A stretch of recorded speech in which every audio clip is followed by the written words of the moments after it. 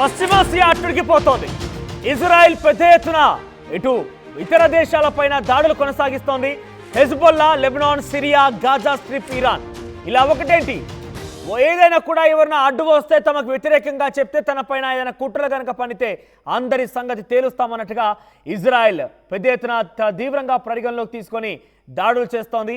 ఈ నేపథ్యంలో నిన్న Israel Iran supreme leader Ali Khamenei పైన దాడి చేస్తాం, అవసరమైతే ఆయన కనుక కవ్వింపు చర్యలు మానుకోకపోతే నిన్ను లేపేస్తామంటూ కూడా Iran supreme leader Ali Khamenei హెచ్చరించారు ఇజ్రాయెల్ ప్రధాని నెతన్యాహు.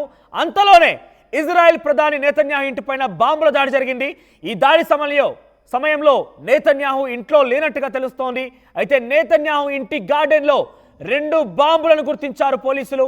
అక్కడ ఉన్నటువంటి వారికి ఎలాంటి గాయాలు కాలేదని అధికారులు తెలుపుతున్నారు. ప్రధాని ఇంటిపైన దాడి జరగడం ఇది రెండోసారిగా తెలుస్తోంది. ఇక పీఎంపై దాడిని ఇజ్రాయెల్ భద్రతా మంత్రి ఖండించారు. ప్రధాని ఇంట్లో బాంబు పెట్టి రెడ్ లైన్ క్రాస్ చేశారన్నారు మంత్రి. దానికి తీవ్ర పరిణామాలు ఎదుర్కోవాల్సి ఉంటుందంటున్నారు మంత్రి. ఎందుకంటే నిన్న ఇజ్రాయెల్ ప్రధాని నెతన్యాహు అటు ఇరాన్ సుప్రీం లీడర్ అలీ ఖమేనీని హెచ్చరించారో లేదో అంతలోనే ఇజ్రాయెల్ ప్రధాని నెతన్యాహుపై దాడి జరగడం అంటే ఇది ముమ్మాటికి ఇరాన్ పని అయి ఉంటుందన్నట్టు కూడా కొన్ని అనుమానాలు వ్యక్తం చేస్తోంది Israel defence force. Present Israel defence మంత్రి ఈ విషయాన్ని తీవ్రంగా ఖండించారు.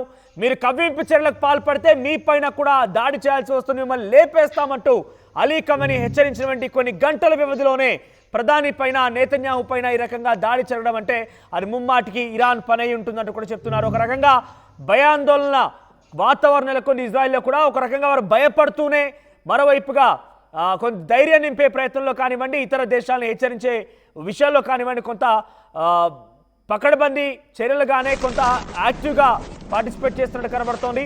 ముఖ్యంగా ఇజ్రాయెల్ ఇరాన్ని వ్యతిరేకించి వారికి వార్నింగ్ ఇచ్చినటువంటి గంటల వ్యవధిలోనే అంటే డెఫినెట్గా అనుమానించాల్సిందే. అయితే వార్నింగ్ ఇచ్చే క్రమంలో ఇజ్రాయెల్ ప్రధాని నెతన్యాహు అలీ ఖమేనీని హెచ్చరిస్తూ ఇరాన్ కనుక కవ్వింపు చర్యలకు మానుకోకపోతే అణుబాంబులతో సైతం దాడి చేయాల్సి వస్తుంది. అంటే ఆ అణుబాంబు అనే పదం వాడినప్పుడు అర్థం చేసుకోవాలి, మరొక పెద్ద భారీ యుద్ధానికే ఇజ్రాయెల్ సిద్ధంగా ఉందనేది. ఈ నేపథ్యంలో అణుబాంబుల ప్రయోగం కనుక మొదలైతే 3వ ప్రపంచ యుద్ధం ఖాయంగా కనబడుతోంది. సో ఒకసారి ఈ డీటెయిల్డ్గా మనం మాట్లాడుకున్నాం. ఆలోగా ఒకసారి ఇజ్రాయెల్ ప్రధాని నెతన్యాహు ఇంటి సమీపంలోని గార్డెన్లో ఆ బాంబ్ బ్లాస్ట్కి సంబంధించి దృశ్యాలు మనం చూసే ప్రయత్నం చేద్దాం.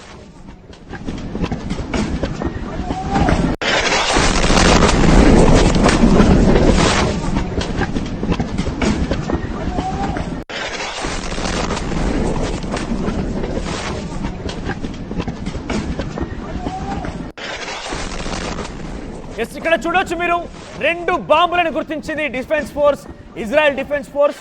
సో గంటల వ్యవధిలోనే ఇరాన్ని హెచ్చరించినటువంటి ఆ తక్కువ సందర్భంలోనే ఏకంగా ప్రధాని ఇంటి వరకు వెళ్ళింది పరిస్థితి. అంటే ప్రధాని ఇంటిలోనే ఈ బాంబులు దాడి జరిగిందనంటే అర్థం చేసుకోవచ్చు ఇరాన్ ఒక రకంగా ఇజ్రాయెల్కి ఎటువంటి హెచ్చరిక జారీ చేసిందనేది.